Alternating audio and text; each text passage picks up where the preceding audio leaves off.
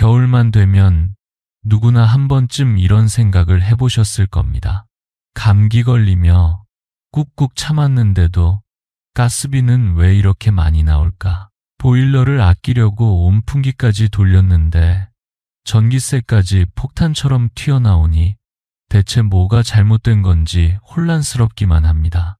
실제로 많은 분들이 이렇게 난방비를 줄이기 위해 다양한 전열기구를 사용하지만 그 선택이 오히려 전기요금을 더 올려버리는 경우가 많습니다.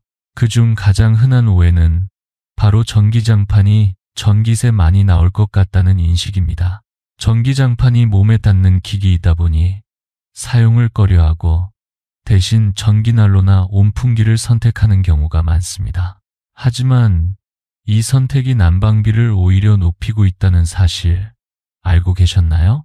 전기장판은 대부분 100W에서 200W 정도의 전력을 사용합니다. 반면 전기난로와 온풍기는 평균 1500W에서 2000W, 심지어 2500W를 넘는 제품도 있습니다.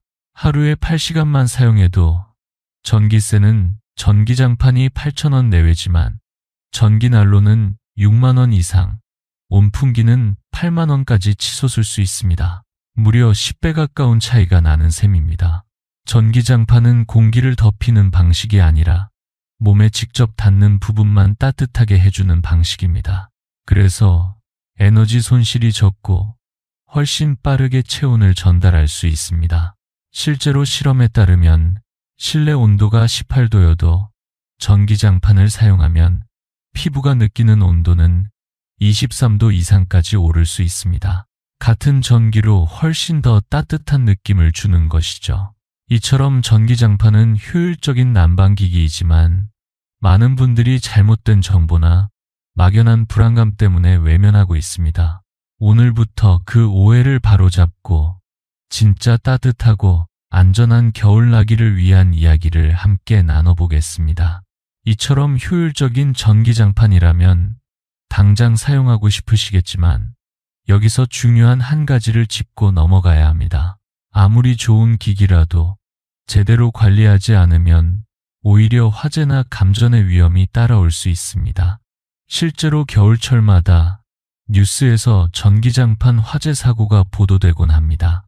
많은 경우 제품의 결함이 아니라 우리가 놓치고 있는 사용 전 점검에서 문제가 시작됩니다.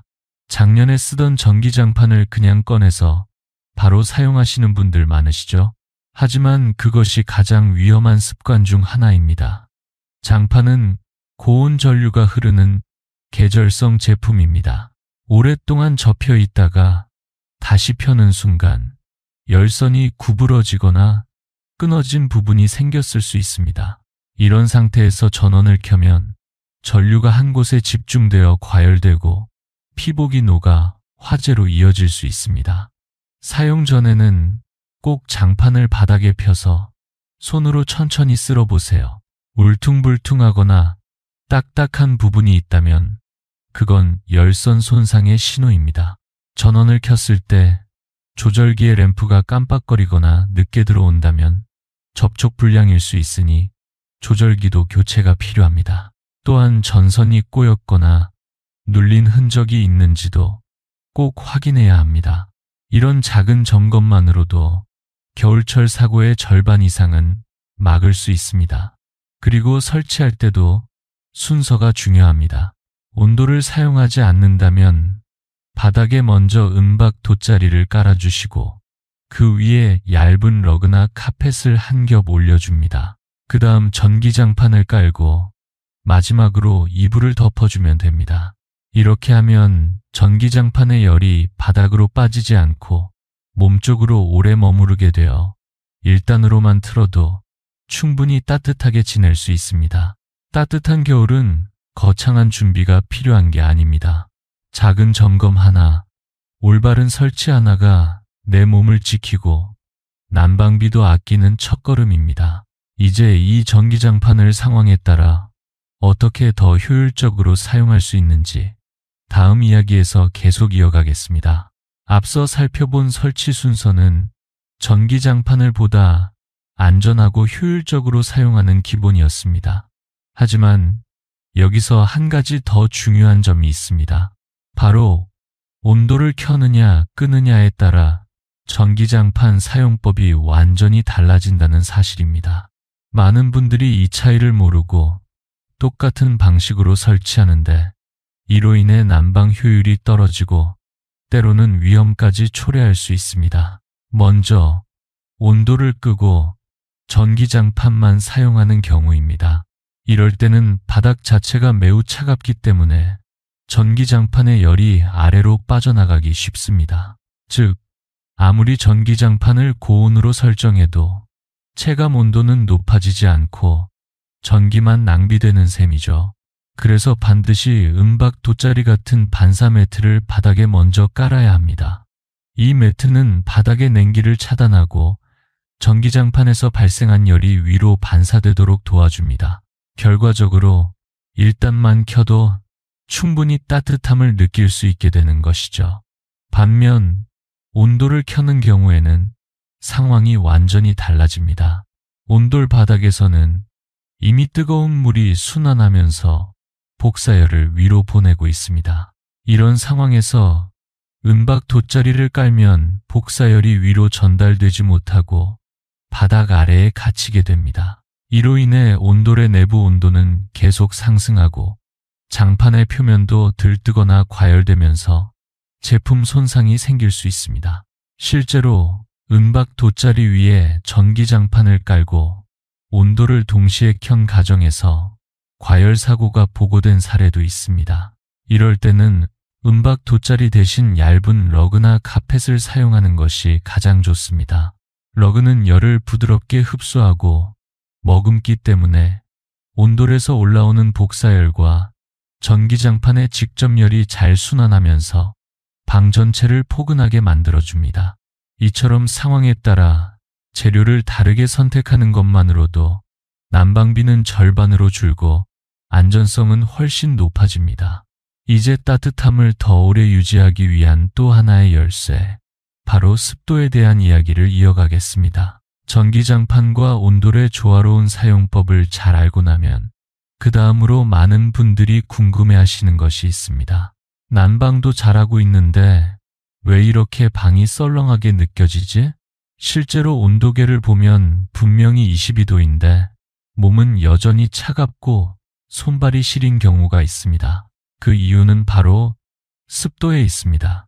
겨울철에는 난방을 많이 하게 되면서 실내 공기가 쉽게 건조해집니다. 실내 습도가 30% 이하로 떨어지면 같은 온도에서도 체감 온도는 2도에서 3도까지 낮게 느껴질 수 있습니다. 건조한 공기 속에서는 열이 빠르게 날아가고 몸에서 수분도 쉽게 증발하기 때문에 몸이 더 춥게 느껴지게 되는 것이죠. 특히 나이가 들수록 피부와 점막이 건조해지기 쉬워 이런 차이를 더 민감하게 체감하게 됩니다. 그래서 실내 온도만큼이나 중요한 것이 바로 적정 습도 유지입니다.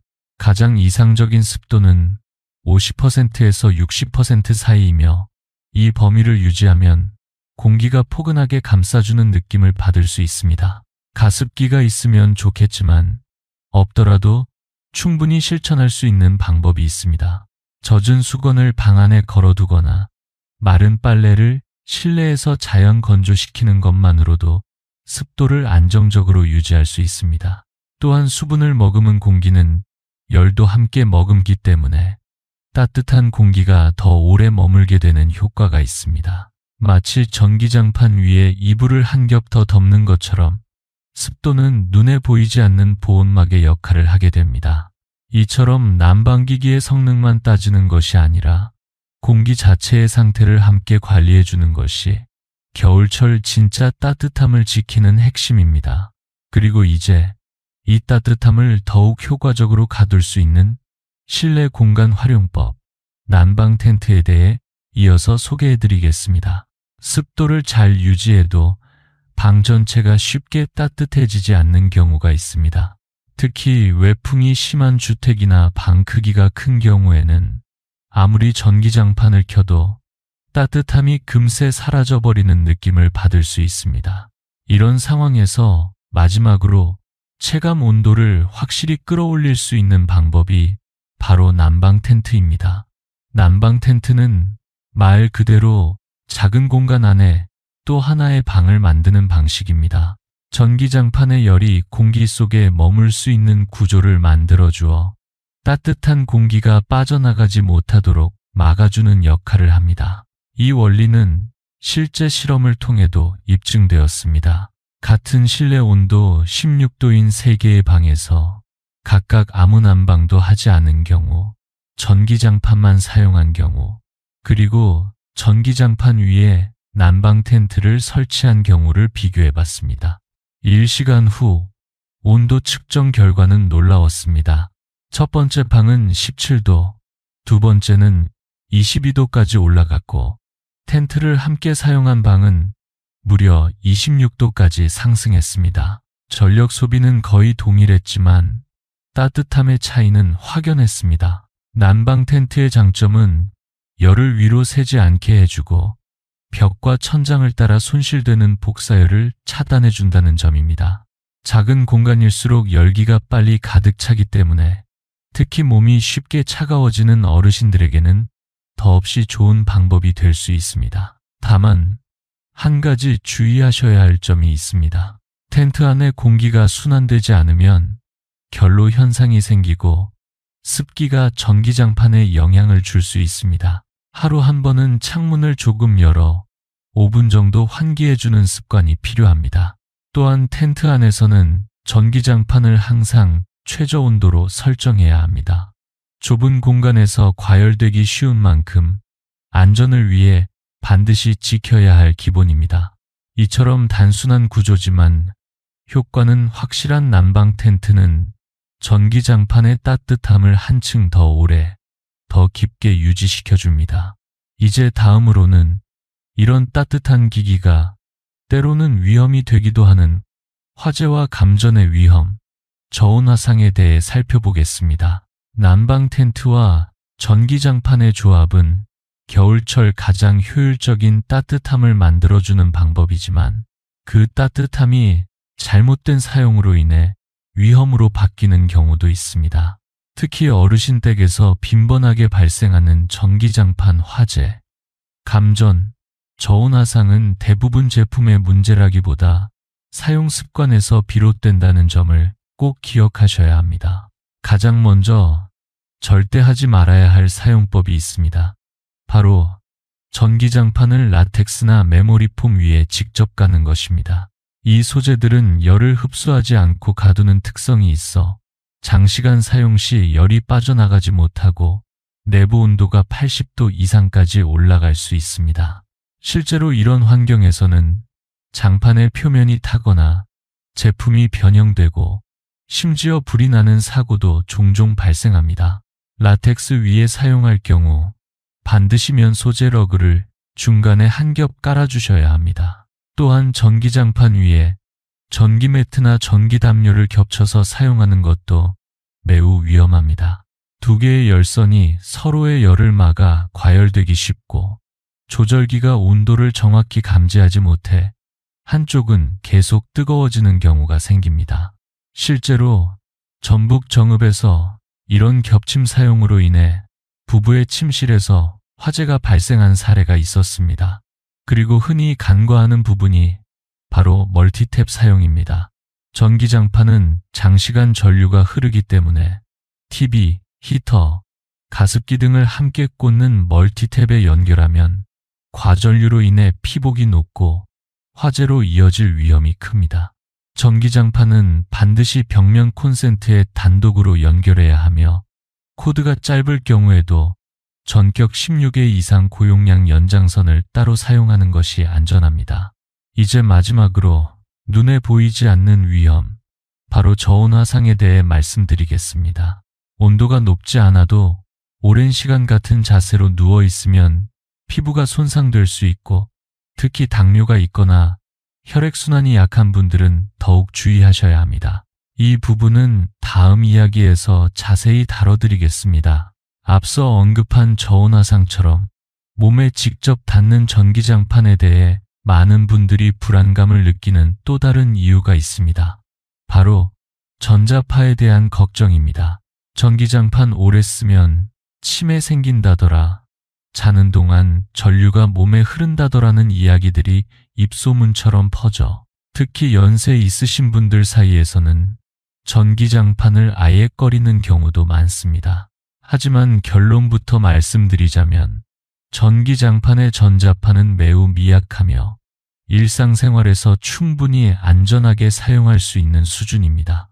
전기장판에서 발생하는 전자파는 대부분 60Hz의 극저주파로 이는 우리가 사용하는 일반 가전제품들, 예를 들어 냉장고나 헤어드라이어보다도 약한 수준입니다.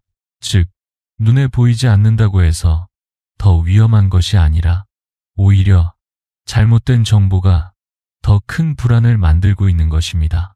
실제로 국가에서 정한 전자파 기준은 매우 엄격하며 대부분의 전기장판 제품은 KC 인증과 EMI 등록을 통과한 상태로 판매됩니다. 박스나 조절기 뒷면에 이 인증 마크가 표시되어 있으며 이는 해당 제품이 국제 전자파 기준에 적합하다는 뜻입니다.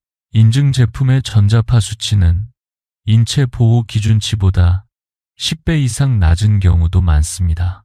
그래도 혹시나 걱정되신다면 아주 간단한 방법이 있습니다. 전자파는 대부분 조절기에서 발생하기 때문에 조절기를 머리맡이 아닌 발 방향이나 몸에서 50cm 이상 떨어진 위치에 두면 전자파 노출을 자연스럽게 줄일 수 있습니다.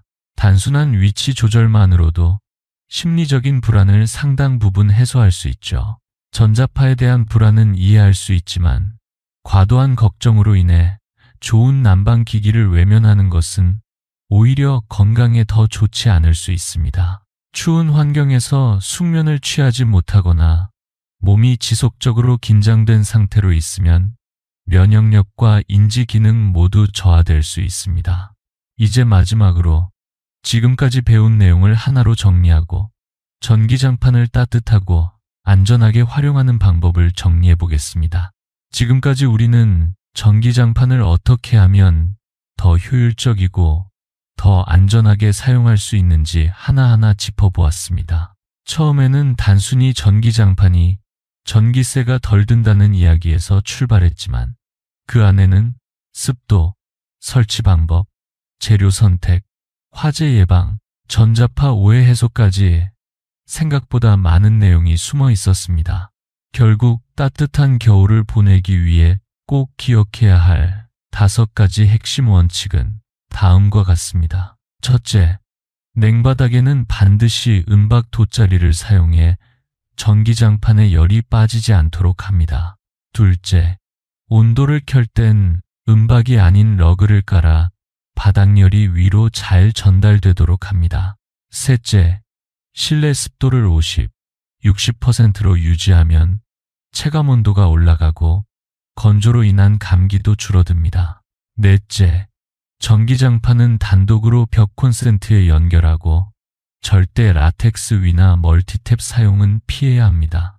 다섯째, 타이머 기능과 예열 기능을 활용해 화상과 과열 위험을 줄이고 조절기는 항상 몸에서 멀리 두는 습관을 들이세요. 이 5가지만 지켜도 겨울철 난방비는 절반 이하로 줄고 안전사고는 거의 발생하지 않게 됩니다. 전기장판은 위험한 기기가 아니라 관리와 습관이 중요한 생활기기일 뿐입니다.